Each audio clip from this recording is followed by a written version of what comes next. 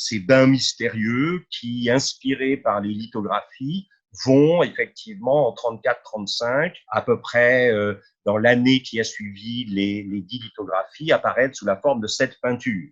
Alors, quelles sont les sources possibles? Peut-être la plage de Volos, nous allons revenir dans un instant, sur Volos, en Thessalie, la ville natale de Giorgio de Chirico, qui vous est présentée ici dans une carte postale en 1907, avec le train au milieu de la ville, ce qui n'est peut-être pas effectivement là aussi sans intérêt pour l'iconographie future du peintre.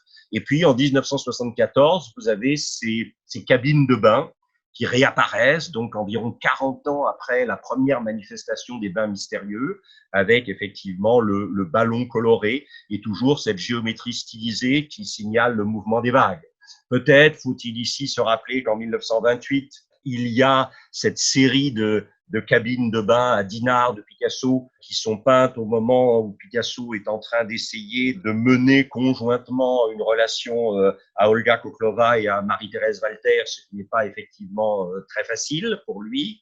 Et puis, on a parlé de la fontaine de Jouvence de Lucas Cranach en 1546, qui aurait pu servir effectivement de source à Giorgio de Chirico. En tout cas, les bains mystérieux feront l'objet de reprises constantes, comme par exemple ici en 1968, sous l'aspect peint.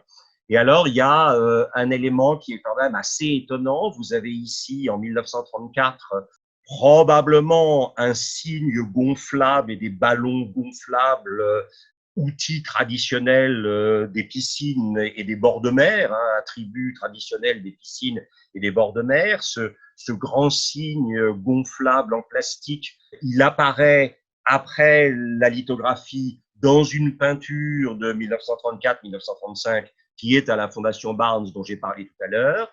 Il réapparaît dans une peinture de 1958 avec les ballons.